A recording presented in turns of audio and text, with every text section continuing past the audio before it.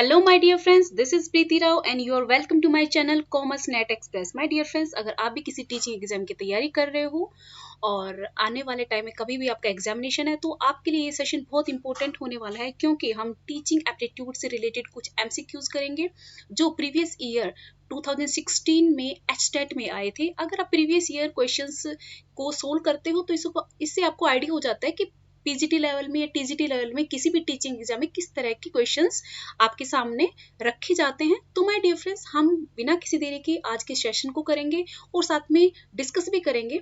ठीक है my dear, child development and pedagogy. ठीक है, ये मोस्ट इंपॉर्टेंट पार्ट होता है किसी भी टीचिंग एग्जाम का। इससे रिलेटेड क्वेश्चन आपको जरूर देखने को मिल जाएंगे। इसमें 30 क्वेश्चन है। वैसे आप अगर किसी अदर टीचिंग एग्जाम में जाते हो, केवीएस में, एनवीएस में या फिर डीएसएसपी में, तो उनमें भी ये क्वेश्चन आपको जरूर देखने को मिलते हैं।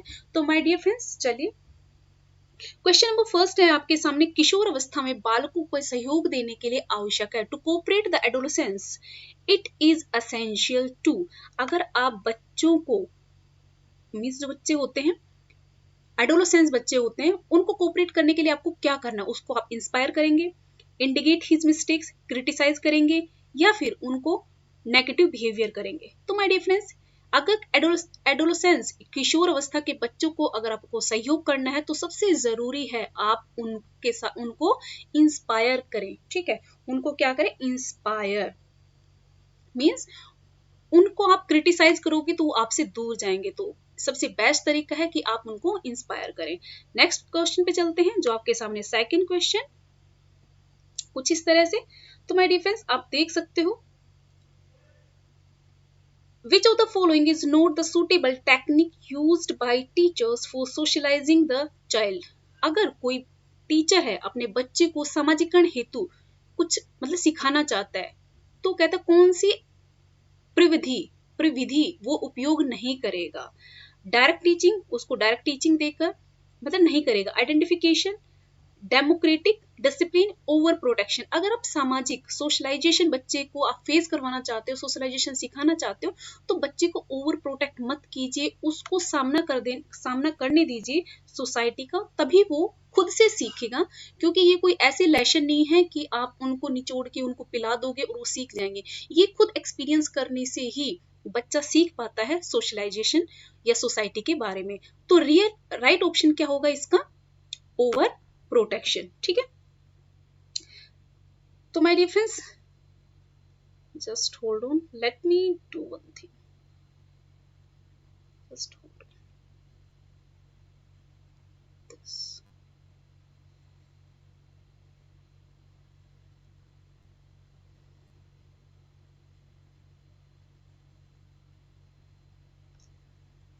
नेक्स्ट क्वेश्चन आपके सामने, which of the following is wrong statement about emotions of a adolescent?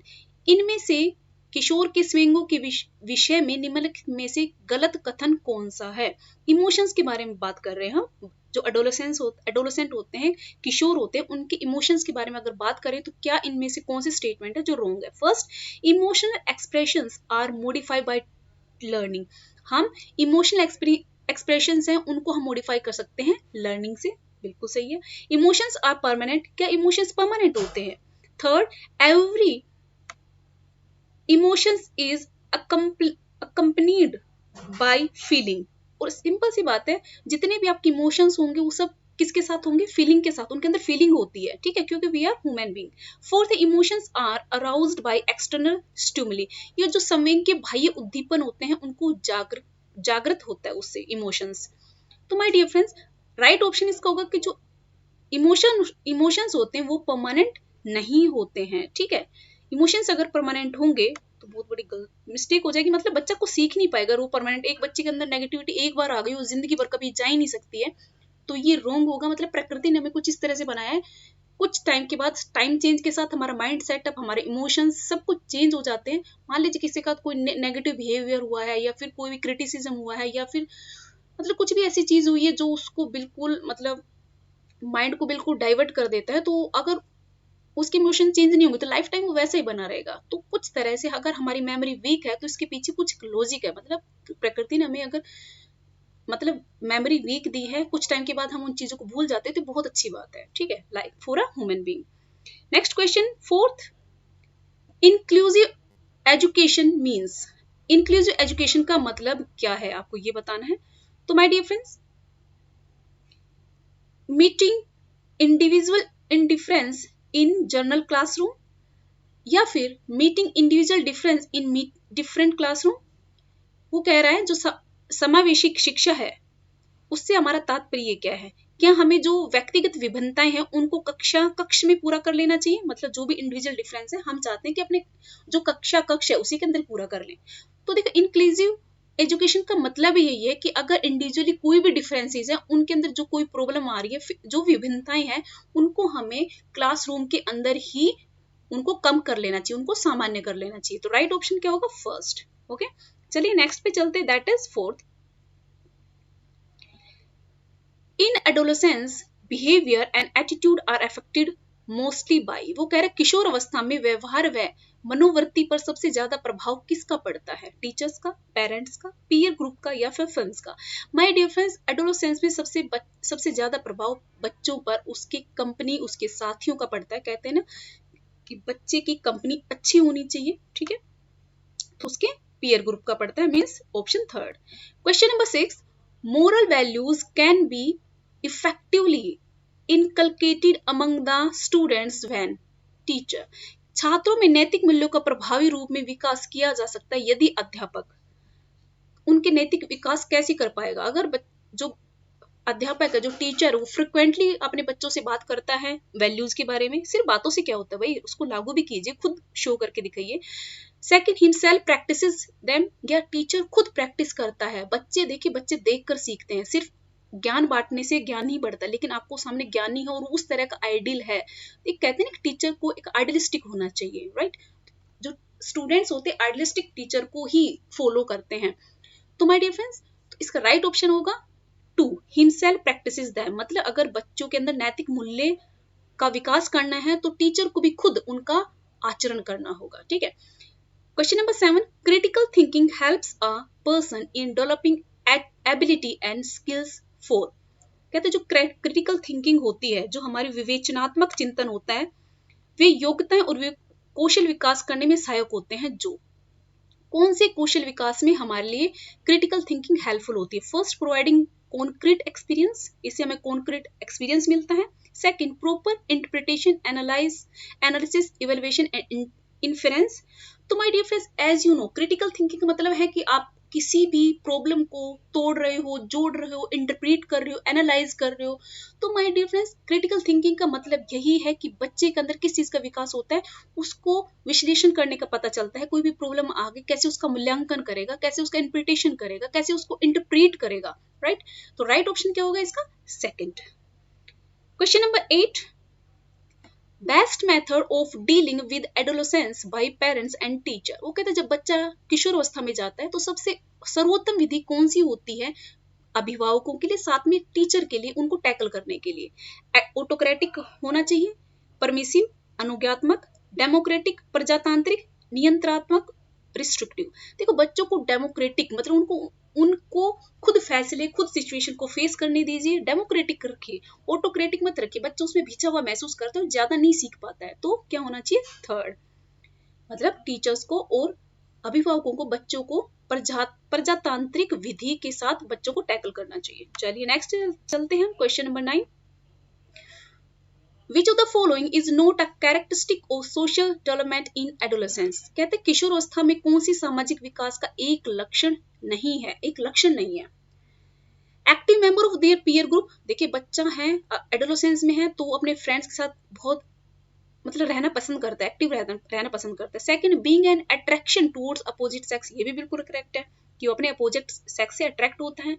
और हमें क्या ढूंढना है, नो, कौन सा कैरेक्टरिस्टिक नहीं है। Third, high decrease in friendly relationship, लेकिन माय डियर फ्रेंड्स ये जैसे हमने ऊपर पढ़ा था ऑप्शन फर्स्ट कि एक्टिव मेंबर होता है अपने पीयर ग्रुप का, तो high decrease in friendly relation कैसे होगा। इस अवस्था में तो बच्चा ज्यादा से ज्यादा अपने फ्रेंड के साथ अपने रिलेशन अच्छे करता है या फिर फ्रेंडशिप में ज्यादा विश्वास करते हो। राइट ऑप्शन क्या होगा, थर्ड, कि वो मतलब ये वाला स्टेटमेंट है रॉन्ग है।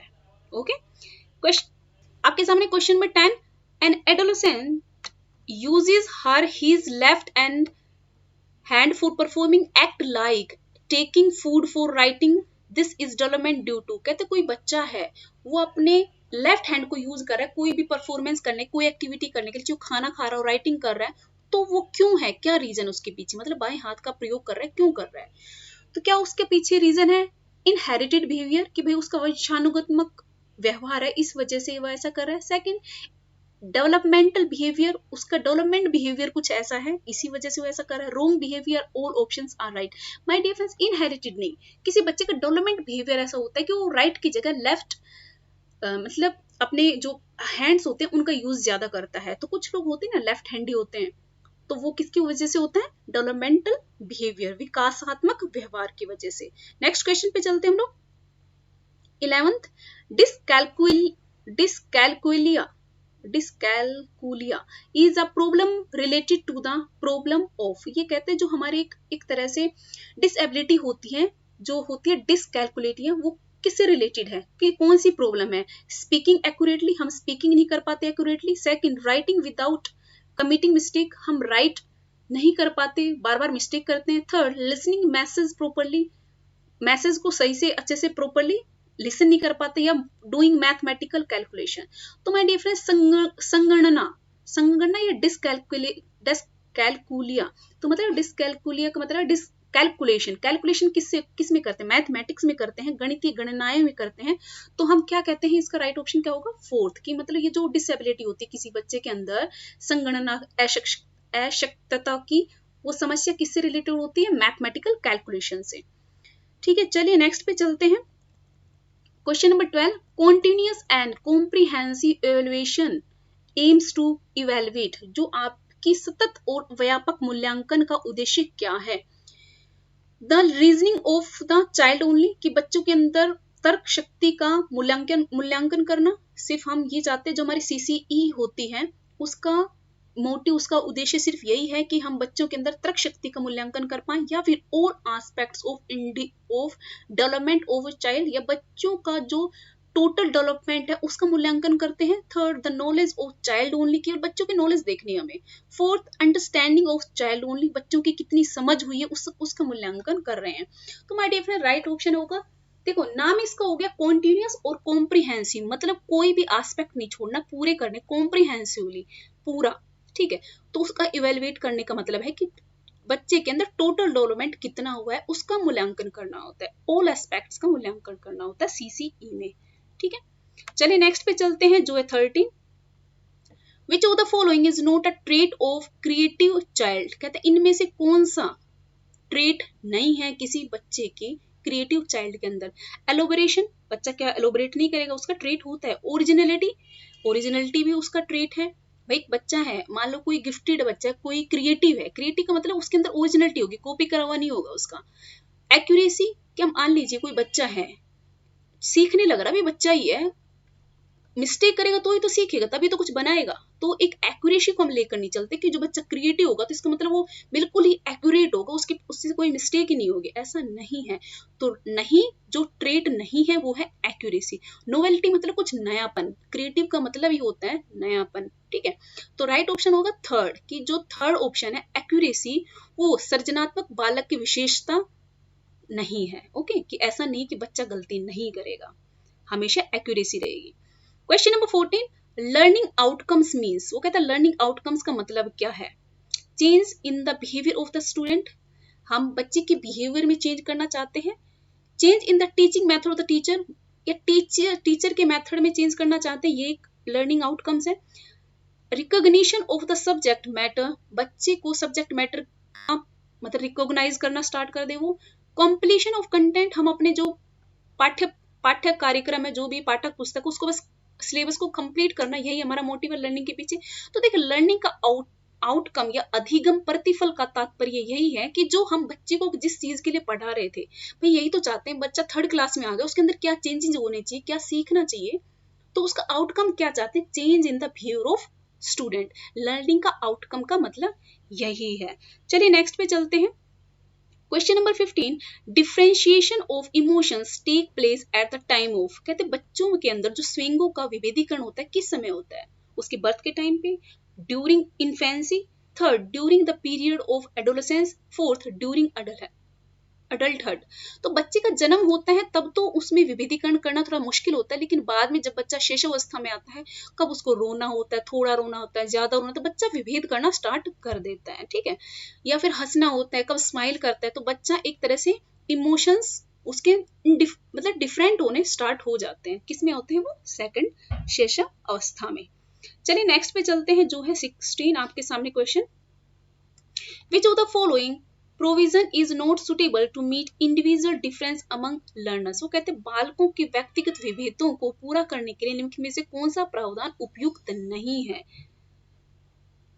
फर्स्ट, अगर बच्चों के अंदर जो इंडिविजुअल डिफरेंस है उनको कम करना चाहते हैं तो कौन सा सुटेबल नहीं होगा, कौन सा प्रोविजन, कौन सा प्रावधान उपयुक्त नहीं है? First, their ability should be assessed. उनकी एबिलिटी को आप असेस कर लीजिए, उससे आपको पता चल जाएगा।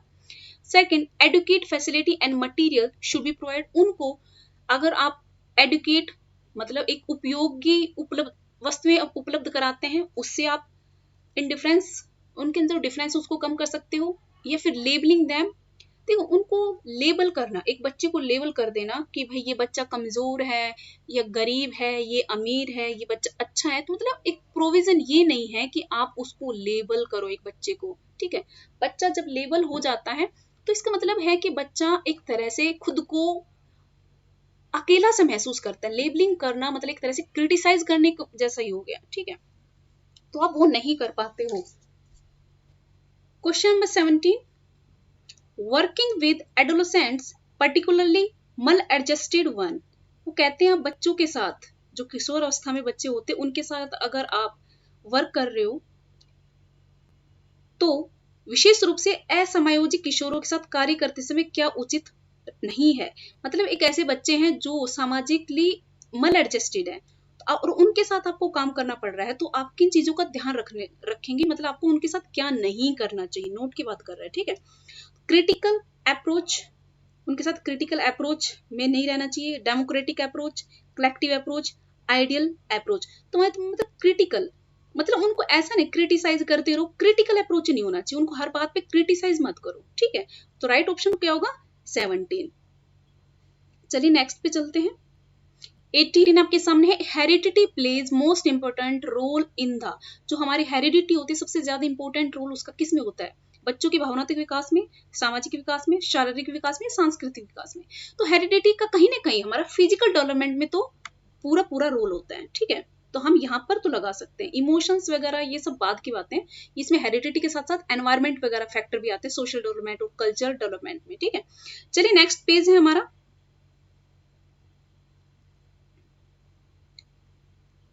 Question number 19, knowledge of principle of learning is must for a good teacher. वो कहते हैं जो हम पढ़ते हैं, जो टीचर्स होते हैं उनको नॉलेज क्यों होनी चाहिए, लर्निंग इज कि जो लर्निंग के प्रिंसिपल होते हैं उनकी नॉलेज एक टीचर को क्यों होनी चाहिए, वो कह रहा है। मतलब must for a good teacher, एक अच्छा अध्यापक के लिए सीखने के सिद्धांत की जानकारी आवश्यक है, क्योंकि it helps in maintain discipline. इससे टीचर डिसिप्लिन मेंटेन कर पाता है क्लास के अंदर। Second, it helps to make content interesting, पाठ्य वस्तु को रोचक बनाने के लिए। Third, it helps to understand the content by simple method, पाठ्य वस्तु को सरल तरीके समझाने में सहायता मिलती है। या फिर फोर्थ, इट सेव्स टाइम। तो माय डियर फ्रेंड्स, ये समय की बचत नहीं बल्कि वो बच्चे की लर्निंग कैपेसिटी को देख के, उनके स्टेज को देख के बच्चे को और अच्छे तरीके से समझा सकता है। मतलब उनके अंडरस्टैंडिंग लेवल को देखते ही उनको सिंपल से सिंपल लैंग्वेज में समझाने की कोशिश करता है, ठीक है। चलिए नेक्स्ट आपके सामने क्वेश्चन नंबर 29,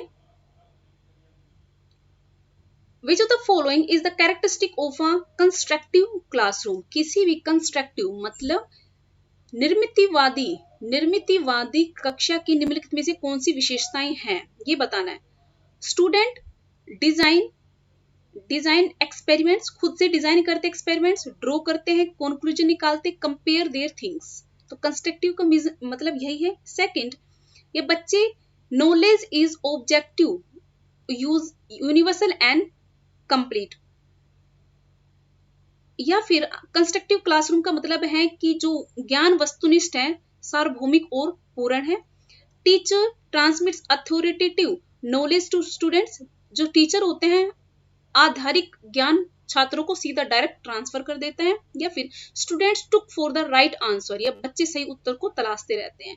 तो देखो कंस्ट्रक्टिव का मतलब है कि निर्मित, खुद से निर्माण करना, ठीक है, मतलब खुद से एक्सपेरिमेंट कर रहे हैं, खुद योजना बना रहे हैं, खुद निष्कर्ष निकाल रहे हैं, खुद निष्कर्षों की साथ में तुलना भी कर रहे हैं। तो कंस्ट्रक्टिव क्लासरूम का मतलब यही होता है। चलिए नेक्स्ट पे चलते हैं, जो है 22nd, which of the following is the primary law of learning propounded by थ्रोनडाइक।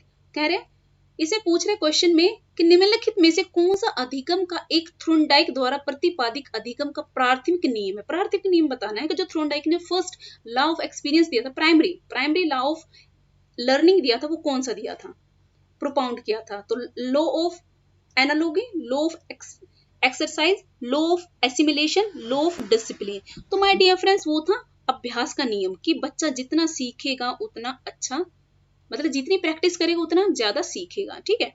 चलिए हम क्वेश्चन नंबर 23 पे चलते हैं, जो आपके सामने कुछ इस तरह से है। अकॉर्डिंग टू पियाजे, the child is able to apply logical thoughts to all classes of problem, this development occurs in which of the following method. कहते जो पियाजे के अकॉर्डिंग सभी श्रेणियों की समस्याओं पर तार्किक विचार लागू करने की योग्यता कब आ जाती है कि बच्चे के अंदर, मतलब वो तार्किक विचार लगाना स्टार्ट कर देता है, लॉजिकल थॉट्स लगाना स्टार्ट कर देता है। कब? सेंसरी में, मोटर पीरियड में, प्री ऑपरेशनल पीरियड में, कॉन्क्रीट ऑपरेशन पीरियड में, या फिर फॉर्मल ऑपरेशन पीरियड में। तो माय डियर फ्रेंड्स, जो औपचारिक क्रियात्मक अवधि आती है बच्चे के अंदर, इस पीरियड के अंदर बच्चा तार्किक विचार लागू करना स्टार्ट कर देता है, उसके अंदर योग्यता आ जाती है। Question number 24, a child is average, एक बच्चा है, चाइल्ड एवरेज है क्रिएटिविटी में, हाई इन एकेडमिक अचीवमेंट, लेकिन उसकी अचीवमेंट एकेडमिक है, मतलब वो अच्छे मार्क्स लेके आ रहा है, अचीवमेंट बहुत अच्छी है उसकी, poor in the social development, और लेकिन उसकी सोशल डेवलपमेंट है वो भी काफी कमजोर है, मतलब बच्चा सोशल नहीं है, रिजर्व रहता है, लेकिन उसकी एकेडमिक अचीवमेंट काफी अच्छी है। और बच्चा एवरेज किसके अंदर है? क्रिएटिविटी में, बहुत ज्यादा नहीं है लेकिन ठीक ठीक है, एवरेज है। तो ये कह रहा है, ये किसका उदाहरण है? फर्स्ट, इंटरनल इंडिविजुअल डिफरेंस, ये उसका खुद का एक अंतर व्यक्तिक अंतर है। सेकंड, इंटर इंडिविजुअल डिफरेंस, या फिर अंतरा व्यक्तिक अंतर है। थर्ड, इंडिविजुअल डिफरेंस, व्यक्तिक अंतर है। मेजरेबल इंडिविजुअल डिफरेंस, या फिर मापन योग्य व्यक्तिक अंतर है। तो मैंने फिर वो खुद का है, उसके अंदर कौन सा है? अंतरा व्यक्तिक अंतर, ठीक है। हम यहाँ पे किसी के साथ तुलना नहीं कर रहे, उसकी खुद की एक, मतलब वो बच्चे के अंदर उसका खुद का ही कुछ विशेषताएं है उसके अंदर। चलिए जो आपके सामने क्वेश्चन नंबर 25 है, the internal state of the mind state arouse direct and maintain behaviour is called. वो कहता है वह आंतरिक मानसिक दशा जो किसी व्यवहार को आरंभ करने, निर्देशित करने तथा बनाए रखने को प्रवर्तित करती है कहलाता है। भाई एक आप कुछ मान लीजिए आप टीचिंग, ये तो चलो बच्चे का एग्जांपल लेंगे यहाँ पे, ओके। एक ऐसी इंटरनल स्टेट ऑफ माइंड जिसके अंदर आप कुछ करना चाहते हो, आपके उस बिहेवियर को फोकस करने में मेंटेन रखता है, वो क्या चीज है? इंटरेस्ट है, ओपिनियन है, एटीट्यूड या मोटिवेशन। माय डियर फ्रेंड्स, वो अभिप्रेरणा है, वो जो आपको मोटिवेट रखती है या मोटिवेशन देती है आपको कुछ करने के लिए, ठीक है। चलिए नेक्स्ट क्वेश्चन आपके 26, some people adjust easily with the new people because they have high. कहते कुछ लोग होते बहुत इजीली, मतलब किसी भी सिचुएशन में अपने आप को ढाल लेते हैं, सामाजिकली वो बहुत एक्टिव होते हैं, बहुत इजीली घुल मिल जाते हैं। क्या रीजन उसके पीछे? इंटेलिजेंस क्वेश्चन, आईक्यू उसकी बहुत अच्छी है इस वजह से, शैक्षिक लब्धि या एकेडमिक क्वेश्चन, सांवेगिक लब्धि इमोशनल क्वेश्चन, या फिर फोर्थ आध्यात्मिक लब्धि स्पिरिचुअल क्वेश्चंस। तो माय डियर फ्रेंड्स, उसके ये बात आती है इमोशंस के ऊपर, मतलब बच्चे किस तरह से अपने आप के अपने इमोशंस को एडजस्ट कर पाता है विद द सोसाइटी, ठीक है। Right option is third.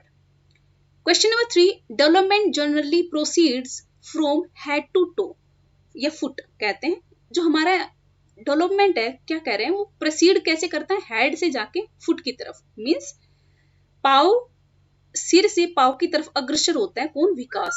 विकास का यह सिद्धांत क्या कहलाता है? इसको हम बायलेटरल सिद्धांत बोलते हैं, बायलेटरल टू यूनिलेटरल, प्रोक्सी मोडिस्टल या फिर जनरल टू स्पेसिफिक या फिर सेफेलो कैडवल। तो माय डियर फ्रेंड्स, जब सिर नहीं, हाँ, सिर से पैर, तो उसका राइट ऑप्शन क्या होगा? शिरोपादीय। ठीक है, चलिए नेक्स्ट पे चलते हैं जो आपके सामने है। कुछ ही क्वेश्चन रह गए हमारे पास। 28 A student is working hard in board examination। एक बच्चा है बोर्ड एग्जामिनेशन में बहुत मेहनत करने लग रहा है। His father has promised to give him a motorcycle if he gets good marks। This is, तो उसका फादर है, उसने प्रोमिस किया अगर वो अच्छे मार्क्स ले लेता है तो उसके फादर उसको मोटरसाइकिल देंगे। लेकिन उसमें ये नहीं कहा कि उसने शर्त रखी है। मतलब एक बच्चा है, हो सकता है ऑलरेडी अच्छा काम कर, पढ़ाई में पहले से ही अच्छा हो, ठीक है, और अच्छे मार्क्स लेके आना चाहता है, लेकिन साथ में पेरेंट्स ने भी कह दी कि बच्चे को और ज्यादा मोटिवेट करने के लिए कि अगर तू अच्छे मार्क्स ले आता है, मान लीजिए बच्चे के ऑलरेडी अबव एवरेज है बच्चा और बहुत ज्यादा मेहनत कर रहा है, उसको टारगेट है वो 70%, 80% लेकर आ जाए, तो पेरेंट्स भी साथ में कह देते हैं कि भाई हम आपको अगर अच्छे मार्क्स आ जाते तो हम आपको मोटरसाइकिल दिलाएंगे। तो ये किस तरह का मोटिवेशन है? इंट्रेंसिक तो अकेला इंट्रेंसिक तो नहीं है, एक्सट्रेंसिक, मैथमेटिकल या फिर इंट्रेंसिक एंड एक्सटेंशन, मतलब आंतरिक और बाह्य, मतलब बच्चा खुद से भी हार्डवर्क कर रहा है और साथ में उसको बाहर से भी प्रेरणा मिल रही है। तो राइट ऑप्शन क्या होगा? 4th। चलिए नेक्स्ट क्वेश्चन है 29 विच of the following statement is not correct about learner centred approach. कहते हैं जो हम लर्नर सेंटर्ड अप्रोच या चाइल्ड सेंटर्ड अप्रोच की बात करते हैं तो इनमें से कौन सा स्टेटमेंट है वो रॉन्ग है, ये बताना है। It takes into account learners capability, capacities and learning style. तो देखो जब हम बात करते हैं लर्नर सेंटर्ड अप्रोच की, तो उसमें हमें ध्यान में रखना पड़ता है कि लर्नर के बीच में कैपेबिलिटी क्या है सीखने की, कैपेसिटी क्या है, लर्निंग की स्टाइल क्या है उसके अंदर, कौन से वे से ज्यादा इजीली सीख पाता है, ये तो उसमें ध्यान दिया जाता है। सेकंड है it stress the importance of inquiry, observation and investigation. Yes, देखो किशोरावस्था के बच्चों को पढ़ाने से पहले सबसे ज्यादा टीचर के लिए इंपॉर्टेंट है कि वो इंक्वायरी करे, ऑब्जर्व करे और इन्वेस्टिगेट करे कि बच्चों को क्या पढ़ाना है, कैसे पढ़ाना है, बच्चे कौन सी चीज ज्यादा जल्दी कैसे सीख सकते हैं। ठीक है, थर्ड है emphasis transmitting knowledge to the learner by the teacher. सिर्फ बच्चे, अध्यापक सिर्फ अपना ज्ञान है स्थानांतरण कर रहा है, ट्रांसफर कर रहा है स्टूडेंट्स को, तो वो एक तरह से उसकी मतलब ये स्टेटमेंट लर्नर सेंटर्ड नहीं है, ये टीचर सेंटर्ड स्टेटमेंट है। तो राइट ऑप्शन क्या होगा इसका? मतलब रॉन्ग ऑप्शन है 3rd।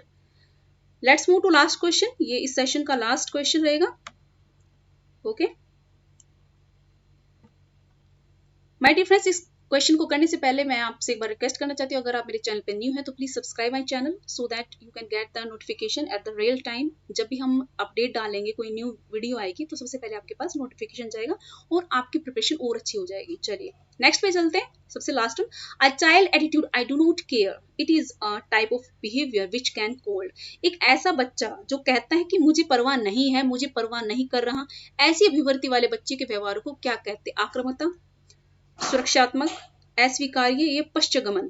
तो ये एक तरह से पश्चगमन है, रिट्रोग्रेशन।